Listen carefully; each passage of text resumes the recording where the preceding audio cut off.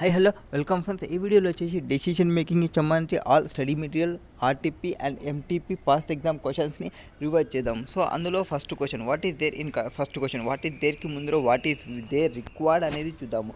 So first the required break even పాయింట్ని కనుక్కోవాలి, per month and profit for month కనుక్కోవాలి. అంటే ట్రెడిషనల్ సివిపి మెథడ్లో అండ్ యాక్టివిటీ బేస్డ్ సివిపి మెథడ్లో. ట్రెడిషనల్ బేస్డ్ మెథడ్ అంటే యాక్చువల్గా మనం ఇప్పుడు యూజ్ చేస్తున్నది, అండ్ యాక్టివిటీ బేస్డ్ అంటే ఒక్కొక్క యాక్టివిటీని తీసుకొని ఆ యాక్టివిటీ బేస్డ్ అంటే యాక్టివిటీకి సంబంధించిన డ్రైవ్స్ని ప్రొవైడ్ చేసింటే వాటిని బేస్ చేసుకొని ప్రొవైడ్ చేయాలి. Next, as a plan manager your would like to keep the number of setup minimum since they reduce capacity of the machine. So suppose that at any time the milling machine can be used to produce other type of cycles like adult cycles, sports cycles.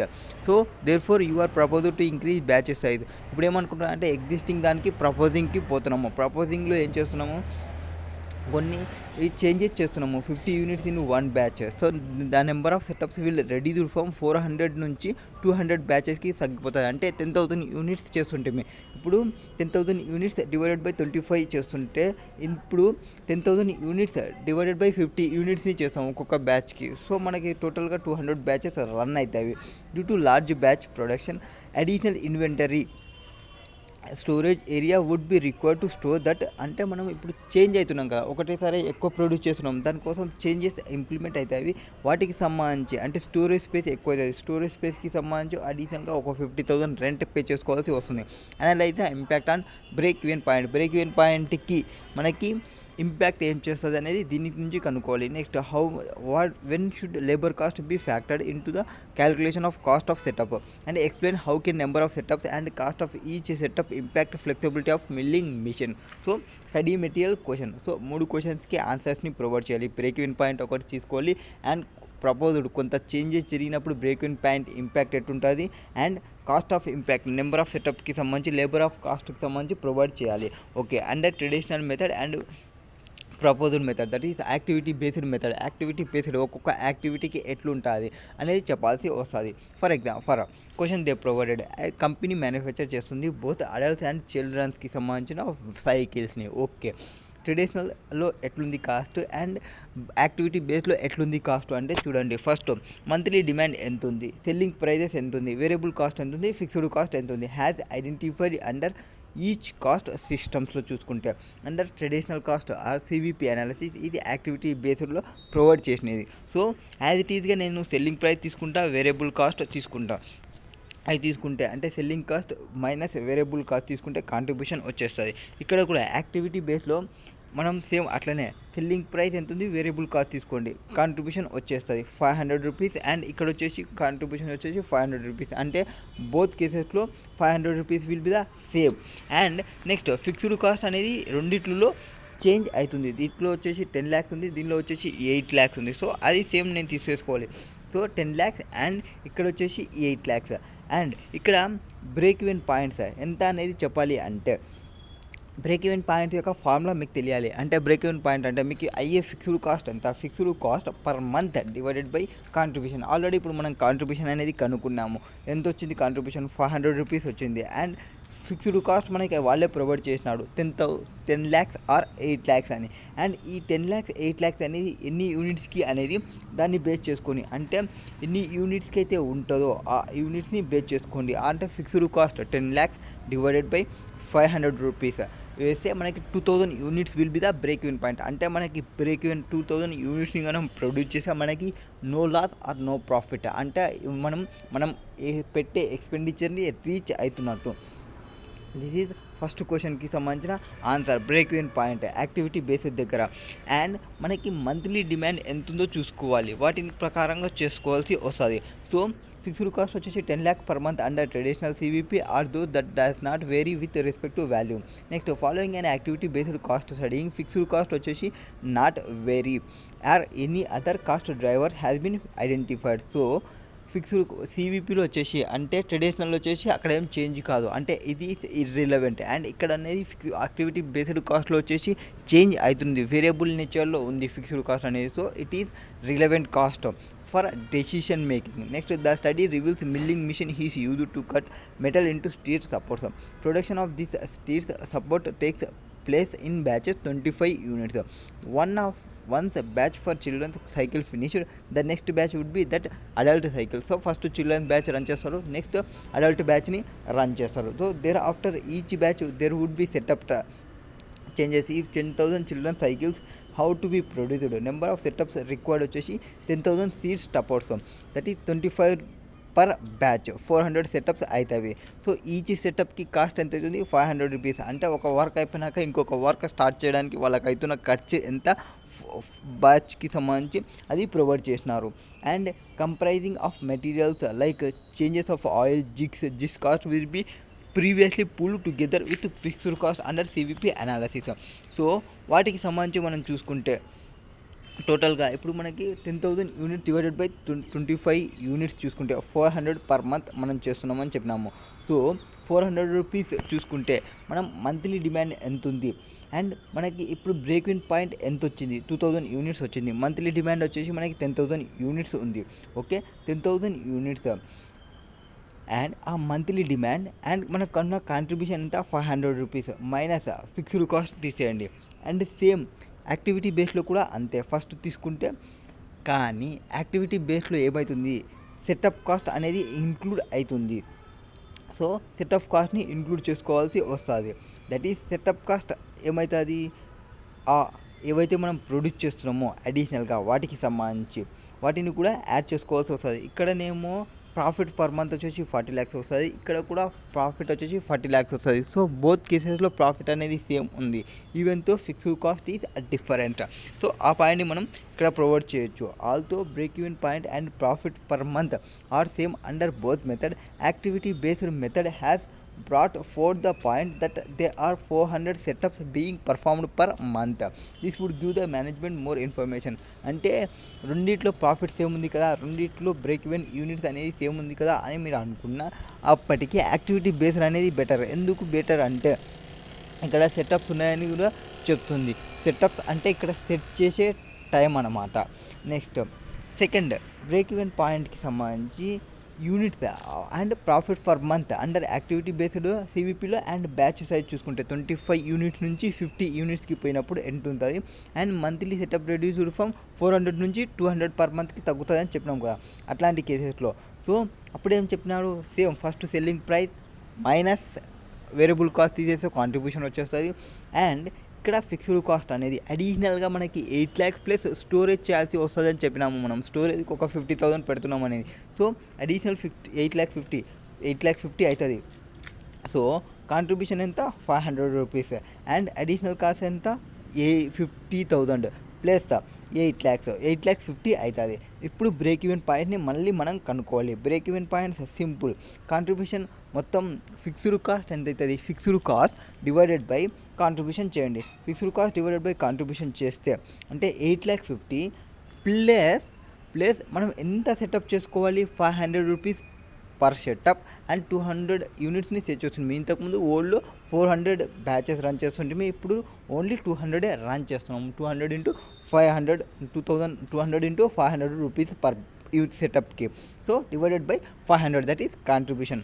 ఇప్పుడు profit per month ఎంత అవుతుంది, 40,50,000 అవుతుంది. Next analysis. ఇప్పుడు it could be concluded by increasing the batch size. మనం ఎంత batch size increase చేస్తున్నాము, 400 నుంచి 200 per మంత్కి. So it is the capacity of machine can be increase. Machine యొక్క కెపాసిటీ అనేది ఇంక్రీజ్ అవుతుంది. The time freed by reducing setups from 400 per month to 200 per month can now be used to produce part of other cycles. So ఏవైతే ఉందో అంటే ఇప్పుడు 400 చేస్తుంటే ఇప్పుడు 200 చేస్తున్నాము, ఇంకా 200కి సంబంధించిన టైం ఉంది. ఆ 200కి సంబంధించిన టైంని వేరే దానికి యూటిలైజ్ చేసుకోవచ్చు. Next since number of setups would reduce కావడం వల్ల మంత్లీ సెటప్ కాస్ట్ అనేది తగ్గింది. Even after setupping increase storage cost. అంటే నీకు సెటప్ కాస్ట్ తగ్గినప్పటికీ స్టోరేజ్ కాస్ట్ ఇంక్రీజ్ అయింది. ఈవెన్తో ఆ స్టోరేజ్ కాస్ట్ని మనం సెటప్ చేసినప్పటికీ పర్ మంత్కి consequently break even point has reduced from 2000 units per month to 1900 rupees per month. So అడిషనల్గా కాస్ట్ యాడ్ చేసినప్పటికీ మనకి ప్రాఫిట్లోనే మనం ఉన్నాము. This is reduction due to savings in the overall setup cost due to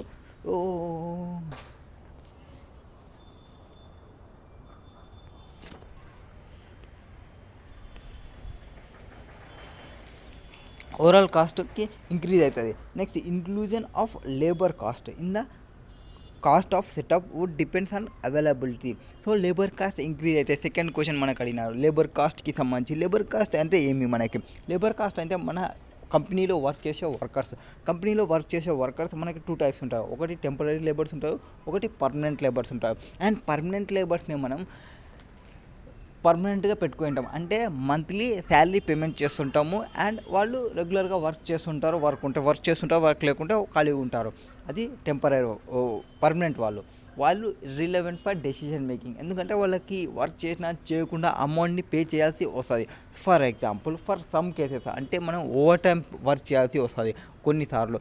అట్లా over time work చేయించుకునేటప్పుడు వాళ్ళకి కొంత amount excess payment చేయాల్సి వస్తుంది. సో ఆ ఎక్సెస్ పేమెంట్ చేస్తామంటే దట్ ఈజ్ అట్లాంటప్పుడు అది మన యొక్క డెసిషన్ మేకింగ్కి రిలవెంట్. సో నార్మల్గా పర్మనెంట్ ఎంప్లాయీస్ ఈజ్ ఇర్రిలవెంట్. ఎప్పుడైతే వాళ్ళని మన డెసిషన్ మేకింగ్ అంటే మన వర్క్కి అడిషనల్ వర్క్, అంటే వాళ్ళు రెగ్యులర్గా 8 అవర్స్ వర్క్ చేస్తారు అనుకోండి, 10 అవర్స్ వర్క్ చేయించుకున్నాము, ఆ 2 అవర్స్కి అమౌంట్ పే చేస్తున్నాము.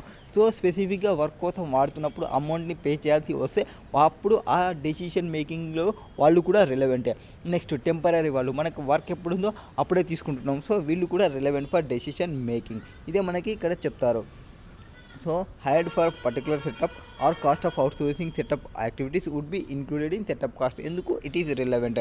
నెక్స్ట్ పర్మనెంట్ లేబర్ వచ్చేసి used for setup who are otherwise ideal not to be included in setup cost since salaries paid to them to be incurred anyway. It is sunk cost. Irrelevant means sunk cost అని.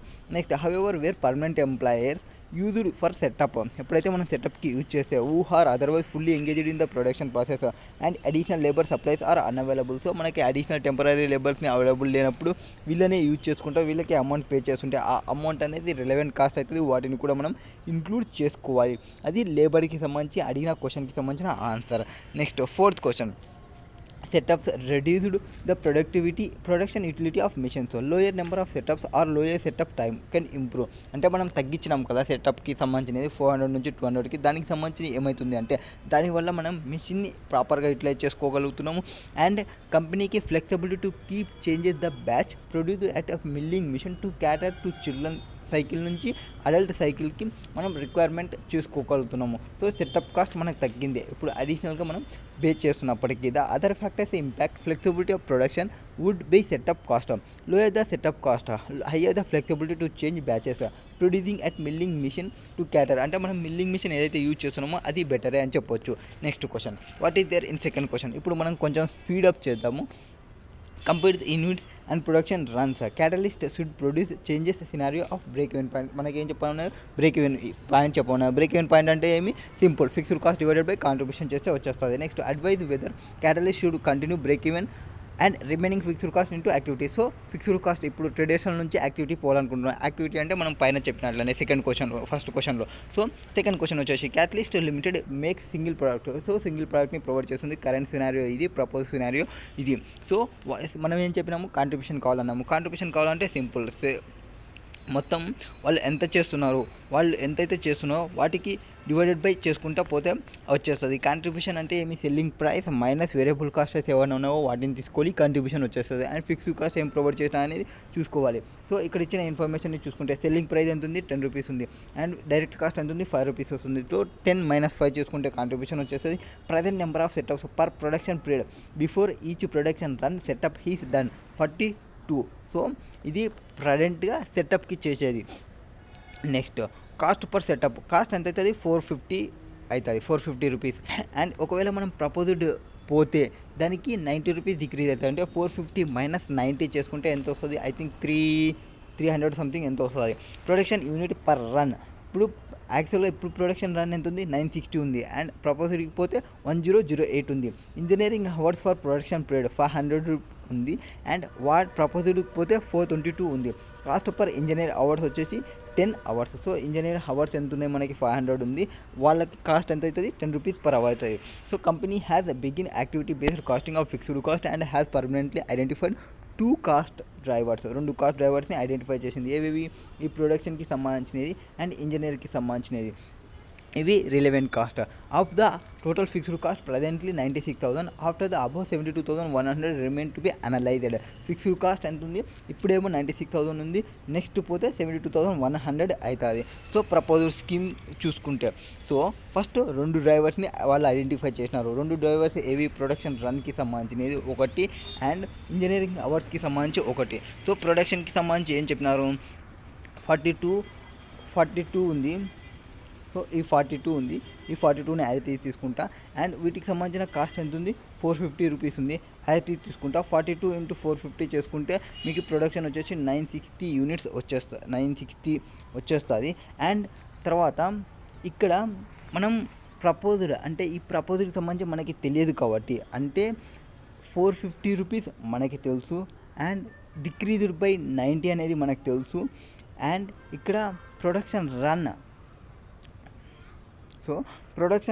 అనేది ఎంత అనేది తెలుసు, 960,1008 units అనేది. So వీటిని మనం base చేసుకొని అంటే ఎన్ని అవుతుంది అనేది చూసుకోవాలి. 40కి అంటే 960 యూనిట్స్ ఇప్పుడు ఉంది, 960 యూనిట్స్ ఉంది. అది ఎన్ని సెటప్స్కి, 42 సెటప్స్కి సంబంధించినది. సో 42 సెటప్స్కి ఎంత అవుతుంది, నెంబర్ ఆఫ్ ప్రొడక్షన్స్ ఎంత వస్తాం అనేది చూసుకోవాలి. సో నెంబర్ ఆఫ్ ప్రొడక్షన్స్ వచ్చేసి 40 యూనిట్స్ వచ్చేస్తుంది. నెక్స్ట్ కాస్ట్ పర్ సెటప్ వచ్చేసి వాళ్ళే ప్రొవైడ్ చేసినారు 360 రూపీస్, అంటే 450 నుంచి 90 పోతే 360 రూపీస్ వచ్చేస్తుంది. Next production per unit 1008 units, so వాళ్ళే ప్రొవైడ్ చేసేసినారు కాబట్టి యాజ్ ఇట్ ఈజ్ తీసుకుంటాను. నెక్స్ట్ ప్రొడక్షన్ యూనిట్స్కి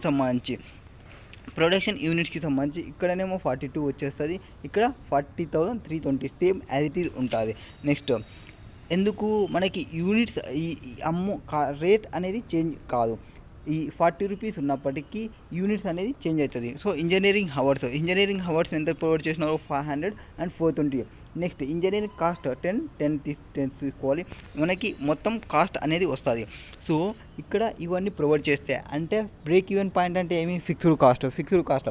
ఇది నార్మల్ కేసులో మనం ఎప్పుడైతే యాక్టివిటీ బేస్ పోయినామో అప్పుడు ఏమవుతుంది, fixed cost plus setup cost plus engineering cost, అంటే యాక్టివిటీస్ ఏవైతే ఉన్నావో ఆ యాక్టివిటీస్ని యాడ్ చేసుకోవాలి ఫిక్స్డ్ కాస్ట్కి. 2 ఐడెంటిఫై చేసినాం మనం, సెటప్ కాస్ట్ ఒకటి అండ్ ఇంజనీరింగ్ కాస్ట్ ఒకటి. సెటప్ కాస్ట్కి సంబంధించి 360 × 40 సెటప్స్ అవుతుంది. కాస్ట్ ఆఫ్ ఇంజనీరింగ్కి సంబంధించి 10 × 422 అవుతుంది. 72,000 will be the activity based, అంటే ఓల్డ్కి వచ్చినది ఎంత ఉంది, 72,000 కాదు, ఓల్డ్కి వచ్చేసినది వచ్చేసి 96,000, ఇప్పుడు 72,100 అయింది. So existing break even point change సినారియోలో చూసుకుంటే 18,144 యూనిట్స్ అవుతుంది. సో ఇప్పుడు మనం ఏం చేయాలి అంటే నెక్స్ట్ ఇంకేం అడిగినారు, first question completed break even పాయింట్ని. Catalyst whether continue remaining fixed cost into activity based. So అక్కడనేమో 96,000 72,100 ఉన్నప్పుడు చేంజెస్కి సంబంధించి చూసుకుంటే మీకు ఎంత వచ్చింది, 18,144 యూనిట్స్ వచ్చింది. నెక్స్ట్ కంపెనీ అనేది should adapt activity based system. ఎందుకు యాక్టివిటీ బేస్డ్ కావాలంటే accurate product costing and traditional volume బేస్డ్లో does not into account of non unit level overhead cost such as setup cost, inspection cost, material handling cost, ఇట్లాంటివన్నీ మనకి ట్రెడిషనల్లో include చెయ్యరు. So activity బేస్లో అనుకోండి ప్రతి ఒక్క యాక్టివిటీని ఇంక్లూడ్ చేస్తాము. Next cost analysis under ABC system show that while this cost are largely fixed with respect to sale volume but they are not fixed to the other appropriate cost drivers. సేల్స్కి మాత్రమే fixed ఉంటుంది, other cost డ్రైవర్స్కి వాటికి fixed ఉండదు. If breakup the remaining 72,100 fixed cost consists only small portion of this cost, so ABC need not applied. Next అంటే చూసుకుంటే 17,200 మాత్రమే చూసుకుంటే. However, it may also be noted that primary study has resulted in cost savings. If cost saving in cost are expected to exceed the cost of study and implementing ABC, it is may justified. Further, it is pertinent to mention that ABC offers no increase in product costing accuracy for single product setting. That is second question. Next third question, what is there in third questions? Analyze the relevant cost of material while deciding whether to accept the order or not. So కాస్ట్కి సంబంధించి analyse చేసుకోవాలి, ఏవేవి cost ఇచ్చింటే అంటే cost of material అని clear చెప్పినారు. Cost of మెటీరియల్కి సంబంధించి అండ్ ఆర్డర్ని యాక్సెప్ట్ చేయాలా, ఆర్డర్ని యాక్సెప్ట్ చేయకూడదా అనేది మనం చెప్పాలి. Okay, color paints is manufactured industry dyes which has received 200 cases of powder dye that need to customize తో 200 యూనిట్స్ని తీసుకుంటుంది. The job worker required following materials ఏవేవి కావాలి, ఫాలోయింగ్ మెటీరియల్స్ ఏబిసిడి 4 యూనిట్స్ కావాలి. అండ్ టోటల్ యూనిట్స్ రిక్వైర్డ్ ఎంత 2500 and units already ఎంత ఉన్నవి 0, 1200, 1400, 500. And ఇక్కడ మనకి 3 క్లాసెస్ని ప్రొవైడ్ చేసినారు. వీటికి సంబంధించి మనకి చెప్పమన్నారు కాబట్టి బుక్ వాల్యూ అంటే ఏమి, హిస్టారికల్ కాస్ట్ ఎప్పుడైతే మనం పర్చేస్ చేస్తున్నప్పుడు తీసుకుంటామో ఆ హిస్టారికల్ కాస్ట్ బుక్లో ఏవైతే వాల్యూ ఎంటర్ చేస్తామో that is book value, that is irrelevant for decision making. Next realisable value and replacement cost. Realisable value అంటే ఇప్పుడు ఏవైతే ఎగ్జిస్టింగ్ ఉందో ఇప్పుడు మీరు వాటిని వాళ్ళని సేల్ చేయాలంటే మీకు ఇంత రియలైజ్ అవుతుంది. Cost or NRV whichever is lower తీసుకుంటాము ఎప్పుడు ఇన్వెంటరీ వాల్యుయేషన్ చేసేటప్పుడు. సో ఇప్పుడు నేను సేల్ చేసే ఎంత వస్తుందో దట్ ఈస్ నా realisation value. Next replacement cost, నా కాడ ఉన్న ప్రోడక్ట్ని ఈ రీప్లేస్మెంట్ చేస్తే అండ్ నేను ఇంకొక ప్రోడక్ట్ని తీసుకుంటే రీప్లేస్మెంట్ కాస్ట్ ఎంత అవుతుంది అంటే దట్ ఈస్ మార్కెట్ ప్రైస్ అని మనం అనుకోవచ్చు, market price. Next material B is used regularly. So వీటికి సంబంధించి కాస్ట్ని తీసుకోమన్నారు.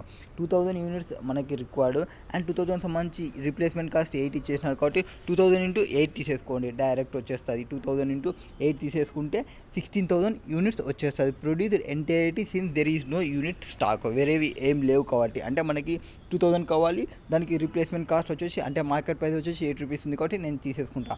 Next material B is used regularly in production of all types of dyes that colour paints produced. Therefore any stock used toward this job order would need to be replaced to meet other production demands. So ఇప్పుడు నాకు 3000 units కావాలి, 1200 units already ఉన్నాయి. నేనేం చేస్తుంటే 3000 minus 1200 తీసేస్తే 1800 నేను తీసేసుకున్నాం అనుకోండి. బట్ 1800 నేను తీసుకున్నాను అనుకోండి, నాకు ఎంత కాస్ట్ అవుతుంది 1800 ఇంటూ 10 తీసుకుంటే 1800 ఇంటూ 10 తీసుకుంటే 18,000 అవుతుంది. అండ్ రిమైనింగ్ వాటిని ఒకవేళ మిగిలితే నేను వేరే దానికి కూడా యూజ్ చేయొచ్చు. ఇప్పుడు ఎగ్జిస్టింగ్ దానికి ఎట్లుంది వాటిని చూసుకుంటే సో రిక్వైర్మెంట్ వచ్చేసి 3000 యూనిట్స్ అండ్ 1200 యూనిట్స్ ఆ స్టాక్, 1200 యూనిట్స్ అనేది స్టాక్ ఉన్నాయి. సో నేను డైరెక్ట్ 1800 తీసుకున్నాను అనుకోండి, అప్పుడు నాకు ప్రాబ్లం ఏమవుతుంది అంటే in the stock used they need to be replaced.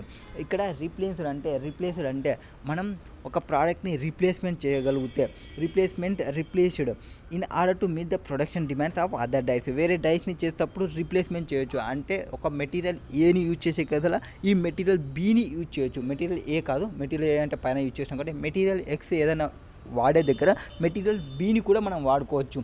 So దీని కాస్ట్ చూసుకోవాలి. దీనివల్ల ఇప్పుడు మనకి ఏమవుతుంది 1800 units of material B is required to procure from market నుంచి 3000 యూనిట్స్ని కన్నా నేను పర్చేస్ చేస్తే ఎంత అవుతుంది 10 రూపీస్ పర్ యూనిట్ అవుతుంది. సో 30,000 రూపీస్ రిలవెంట్ కాస్ట్ అవుతుంది స్పెషల్ ఆర్డర్కి చూసుకుంటే. సో 10 రూపీస్కి నేను పర్చేస్ చేయొచ్చు. ఇప్పుడు ఒకవేళ వీటిని ఇప్పటికిప్పుడే నేను అమ్మినా అనుకోండి 8 రూపీసే నాకు వస్తాయి. ఎందుకు నేను అమ్ముకొని మళ్ళీ ఎక్కువకి పర్చేస్ చేయాలి, అవసరం లేదు.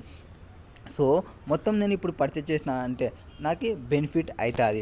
నెక్స్ట్ ఇన్వెంటరీ సి అండ్ డికి సంబంధించి are from stock that was purchased in excess previously. So ఇంతకుముందే ఇప్పుడు మనకి ఎంత ఉన్నాయి 2000 కావాలి అండ్ 500 కావాలి, 1400 ఉన్నవి 500 ఉన్నవి. సో డి ఆల్రెడీ మనకి ఎగ్జిస్టింగ్ ఉన్నాయి కాబట్టి నేనేం మళ్ళీ కొనాల్సిన అవసరం ఏం లేదు. సి నాకు ఎంత తక్కువ ఉంది 600 తక్కువ ఉంది, సో 600ని కొనాలి. 600ని నేను రీప్లేస్మెంట్ కాస్ట్ 14 పర్చేజ్ చేయొచ్చు అండ్ 500ని నేనేం పర్చేజ్ చేయాల్సిన అవసరం లేదు కాబట్టి 500ని సైలెంట్ ఉంటా. సో ఇప్పుడు ఏం చెప్తారంటే inventory material C and D are from stock that was purchased in excess previously. Material C has no other use other than for this special order. So C దీనికి తప్ప ఇంకా వేరే దానికి పనికిరాదు. అంటే నాకు ఎంత కావాలో అంతనే కొనుక్కోవడం బెస్ట్. సో 1400 ఆల్రెడీ ఉన్నవి నేను 600 మాత్రమే పర్చేజ్ చేస్తాను. ఎందుకు ఎక్సెస్ పర్చేజ్ చేయడం వల్ల నాకేం రీప్లేస్మెంట్ ఏం చేయలేము. పైన బి మాత్రం రీప్లేస్మెంట్ చేయొచ్చయ్యో. సో పైన రీప్లేస్మెంట్ చేయొచ్చు కాబట్టి నేను మొత్తం పర్చేజ్ చేసిన. ఇప్పుడు రీప్లేస్మెంట్ ఆప్షన్ లేదు కాబట్టి ఎంత కావాలి 600 కావాలి. 600 ఇంటూ 14 రూపీస్కి నేను పర్చేజ్ చేస్తాను. దట్ ఈస్ మెటీరియల్ సికి సంబంధించి. అండ్ మెటీరియల్ సికి సంబంధించి 600 ఇంటూ ఎంతైతే వాల్యూ వస్తుందో వాటిని యాడ్ చేసుకున్నాక ఈ మెటీరియల్ సి అనేది బ్యాలెన్స్ 600 ఇంటూ 14 రూపీస్ అయినా replacement cost. Okay 14 rupees replacement cost. వాటిని చూసుకుంటే మెటీరియల్ సికి సంబంధించి 14 యూనిట్స్ అండ్ ఇంటూ 16 చూసుకుంటే 8400 అవుతుంది మెటీరియల్ సికి సంబంధించి. Has no other use. So if the special order is not undertaking the stock of 1400 units can be sold at 9 rupees per unit. So ఇప్పుడు నేను అవి ఏవైతే నాకు ఎగ్జిస్టింగ్ ఉన్నావో ఒకవేళ నేను ఈ ఆర్డర్ని నేను తీసుకోకుంటే నేను ఎంత ఆపర్చునిటీ లాస్ అవుతా, 1400 units into 9 rupees realisable value తీసుకోవాలి. ఇక్కడ రియలైజబుల్ వాల్యూ తీసుకోవాలి. సో రియలైజబుల్ వాల్యూ చూసుకుంటే ఆపర్చునిటీ కాస్ట్ వచ్చేసి 12,600 రూపీస్ అవుతుంది. సో నాకు రిలవెంట్ కాస్ట్ మొత్తం 2000 యూనిట్స్కి సంబంధించి రిలవెంట్ కాస్ట్ అంటే నేను యాక్చువల్గా 2000 పర్చేస్ చేయాలి, బట్ ఓన్లీ 600 పర్చేస్ చేస్తున్నా. 1400 ఉన్నట్టు వాడుకుందాంలే అనుకుంటున్నా. ఒకవేళ నేను ఆ ఆర్డర్ తీసుకోకుంటే అంటే 2000 యూనిట్స్కి సంబంధించి ఆర్డర్ తీసుకోకుంటే ఈ 1400 లాస్ అవుతుంది, ఎందుకంటే వేరే దానికి కూడా యూజ్ చేయడానికి లేదు కాబట్టి. సో ఆపర్చునిటీ లాస్ అనేది ఉంది. సో ఆపర్చునిటీ లాస్ని తీసుకుంటే 8400 plus 1200 600, so 21,000 will be the cost. And material డీకి సంబంధించి ఏం చెప్పినారు, మెటీరియల్ డీకి సంబంధించి D can be used to substitute 700 units of Z which currently cost 11 per unit. Company does not have any inventory of material Z currently. So మనం Dని 500 purchase చేద్దామంటే 15 rupees ఉంది, but ఈ Dని పర్చేజ్ చేసుకోకూడదు అని నేను అనుకోండి, ఎందుకు నాకు ఆల్రెడీ 500 ఉన్నాయి కాబట్టి. అండ్ వీటిని నేను ఇప్పటికిప్పుడు సేల్ చేస్తే నాకు 12 రూపీస్ వస్తాయి. సో అండ్ ఇట్లా చూసుకున్నాక ఈ మెటీరియల్ని మీరు పర్చేజ్ చేయడం వల్ల మీకు ఏం ప్రాబ్లం రాదురా బాబు. ఆ పర్చేజ్ చేస్తే అంటే మనం పర్చేజ్ చేస్తే ఏవైతే జెడ్ అనే ఒక ప్రోడక్ట్ ఉందో ఆ ప్రోడక్ట్ని మీరు పర్చేజ్ చేయాల్సిన అవసరం లేదు. జెడ్ అనే ప్రోడక్ట్ అంటే 500 యూనిట్స్ ఉన్న డీకి equivalent to 700 units of Z, that is 700 into 11 rupees తెచ్చుకుంటే 7700 మనకి కాస్ట్ అవుతుంది. అండ్ 500 ఇంటూ 15 తీసుకుంటే ఎంత అవుతుంది, 700 5000 సంథింగ్ ఎంతో వస్తుంది కదా. రెండు చూసుకుంటే అంటే నేను 500 యూనిట్స్ని పర్చేజ్ చేయడం బెస్టా ఆ 700 యూనిట్స్ ఆఫ్ జెడ్ పర్చేజ్ చేయడం బెస్టా అనేది చూసుకుంటే ఏది పర్చేజ్ చేయడం బెస్ట్ అయితే అదే పర్చేజ్ చేసుకుంటా. సో ఇక్కడ నాకు డీకి 2 ఆప్షన్స్ ఉన్నాయి. ఒకటి రియలైజబుల్ వాల్యూ వచ్చేసి సేల్ చేస్తే నాకు వచ్చేసి 6000, దట్ ఈస్ 500 యూనిట్స్కి. ఎక్సెస్ మెటీరియల్ ఒకవేళ నాకు కాంట్రాక్ట్ రాకుంటే సేల్ చేసేసుకుంటాము. Next material D can be use substitute of 700 units అంటే 700 ఇంటూ 11 తీసుకుంటే 7700 అవుతుంది. సో నేను అంత కాస్ట్ని సేవ్ చేస్తా, అంత కాస్ట్ని నేను సేవ్ చేస్తా యాక్సెప్ట్ చేస్తే ఈ జీకి సంబంధించి. So both options and 1 and 2 represents opportunity cost if special order is accepted. So relevant cost for material D if the special order is accepted would be higher of either two opportunity cost, that is the higher opportunity cost of that procuring material Z from the market will be 7700. Therefore relevant cost of material D will be 7700 అవుతుంది. So నాకు యాక్చువల్గా ఇప్పటికిప్పుడు purchase చేస్తే నాకు ఎంత cost అవుతుంది, 500 into 15 తీసుకుంటే 15 5 7500, but నేను సేవ్ చేస్తున్నది ఎంత 7700. సో నా రిలవెంట్ కాస్ట్ మెటీరియల్ డీకి సంబంధించిన రిలవెంట్ కాస్ట్ వచ్చేసి 7700. సో అన్నిటిని నేను మళ్ళీ యాడ్ చేసుకుంటే 74700 అవుతుంది. Next question number 4, what is there in question number 4, what is దేర్కి ముందర వాట్ ఈస్ రిక్వైర్డ్ అనేది చూద్దాము.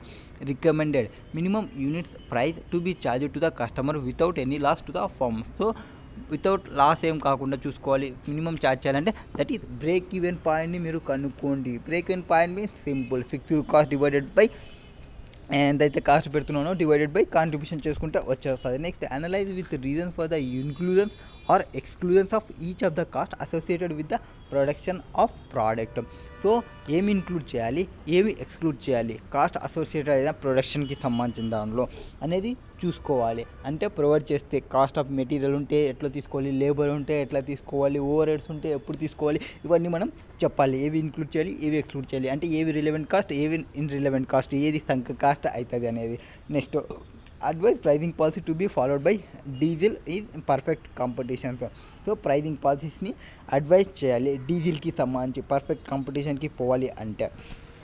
ఓకే, 3 క్వశ్చన్స్ని ప్రొవైడ్ చేసినారు. 3 క్వశ్చన్స్కి సంబంధించిన క్వశ్చన్ ఏముంది, Diesel is engaged in manufacturing many chemical product. It is used many chemicals, some of the which fast moving, slow moving and non moving items. So 3 ఐటమ్స్ని maintain చేస్తుంది. The firm has stock of 10 units of non moving toxic chemicals. Its book value వచ్చేసి 2400. Book value means irrelevant for decision making. ఎందుకు నేను బుక్లో enter చేసుకున్న వాల్యూని book value అంటాము. Next realisable value 3500. So ఫమ్కున్న stock of 10 units ఉన్నవి non మూవింగ్కి సంబంధించి. దాని యొక్క బుక్ వాల్యూ 2400 ఉంది. రియలైజబుల్ వాల్యూ ఇప్పటికిప్పుడు నేను సేల్ చేసుకుంటే 3500 ఉంది. అండ్ రీప్లేస్మెంట్ కాస్ట్ పర్చేజ్ చేయడానికి పోతే 4200 ఉంది నా బుక్లో ఉన్న వాటికి value. Next one of the customer of the firm ask to supply 10 units. నా దగ్గర ఏవైతే యూనిట్స్ ఉన్నావో ఆ యూనిట్స్ని సప్లై చేయమని వేరే వాళ్ళు అడుగుతున్నారు. విచ్ నీడ్ ఆల్ 10 యూనిట్స్, అన్నీ కావాలంట. Okay. The other cost associated with the production of product or allocated overhead cost. అంటే ఈ ప్రోడక్ట్ని సేల్ చేసేటప్పుడు మనకి అడిషనల్ కాస్టెస్ ఏ ఉన్నవి అనేది చెప్తున్నారు. సో ఓవర్ హెడ్ ఎక్స్పెన్సెస్ వచ్చేసి 16 rupees per unit. And out of expenses వచ్చేసి 50 రూపీస్ పర్ యూనిట్, అంటే 16 + 50. నెక్స్ట్ లేబర్ కాస్ట్ వచ్చేసి 40 rupees per hour. So okay, మొత్తం కాస్ట్ ఎంత అనేది ప్రొవైడ్ చేస్తున్నారు. 16 rupees allocated over expenses. Out of pocket నుంచి మళ్ళీ 15 రూపీస్ పెట్టుకోవాలి. నెక్స్ట్ లేబర్ కాస్ట్ వచ్చేసి 40 rupees. For each unit 2 hours is required. 2 hours కావాలంట. అదర్ మెటీరియల్ కాస్ట్ వచ్చేసి 80 rupees per month. And labour force required for the production of the product will be deployed from among the permanent labours. So permanent ఎంప్లాయీస్ని use చేస్తున్నాము. అంటే labour cost is irrelevant for decision making. Next this is temporary deployment will not lead to any loss of contribution. Labour cost అనేది నాకు ఇక్కడ relevant కాదు. ఎందుకు? Permanent లేబర్ని use చేస్తున్నాను. ఒకవేళ ఈ ఆర్డర్ చేయకున్న వాళ్ళకి అమౌంట్ ఇవ్వాల్సిందే, చేసినా నేను అమౌంట్ ఇవ్వాల్సినది. సో అది నాకు డెసిషన్ మేకింగ్కి ఇంపార్టెంట్ కాదు. సో ఇప్పుడు మనం చూసుకుంటే నాకు రీప్లేస్మెంట్ కాస్ట్ ఎంత ఉంది? 4200. అండ్ రియలైజబుల్ వాల్యూ వచ్చేసి 3500 ఉంది. సో ఇవి మనం క్యాలిక్యులేషన్ చేస్తే మార్కెట్ వాల్యూ తీసుకొని అండ్ కాస్టెస్ని ఏవేవి కాస్టెస్ వస్తాయో అవి కాస్ట్ని తీసుకుంటే సెల్లింగ్ ప్రైస్ నుంచి లెస్ చేసుకుంటే కాంట్రిబ్యూషన్ ఎంత వస్తుందో చూడండి. రియలైజబుల్ వాల్యూ ఎంత ఉందో చూసుకోండి. సో నాకు ఈ కాస్టెస్ ఎంత ఉన్నాయి? మనకి 3500 యూనిట్స్ రియలైజబుల్ వాల్యూ అవుతుంది. సో డివైడెడ్ బై 10 కెమికల్స్ తీసుకుంటే 10 మనం యూనిట్స్ని ప్రొవైడ్ చేయాలి కాబట్టి. సో కాస్ట్ ఆఫ్ మెటీరియల్ ఎంత? 350 rupees will be the cost of material. ఇది మెటీరియల్ కాస్ట్ కాదు, other material cost. Next out of pocket నుంచి 50 రూపీస్ నేను మళ్ళీ పెట్టుకోవాల్సి వస్తుంది. అదర్ మెటీరియల్ కాస్ట్ ఎంత? 80 రూపీస్ అవుతుంది. So allocated overhead cost అంటే ఆల్రెడీ మనం ఇంకర్ అవుతున్న కాస్ట్ అనమాట. ఓవర్ హెడ్ కాస్ట్ అది కూడా irrelevant for decision making. Only ఇప్పుడు మనం ఏమి తీసుకుంటాము? Cost of material and pocket నా జోయిలో నుంచి ఎంత అమౌంట్ పోతుంది అండ్ అదర్ మెటీరియల్ కాస్ట్ ఏమైనా యూజ్ చేస్తున్నామో అవి మొత్తం తీసుకుంటే నాకు 350 + 50 + 80 that is 480 rupees minimum charge చేయాలి.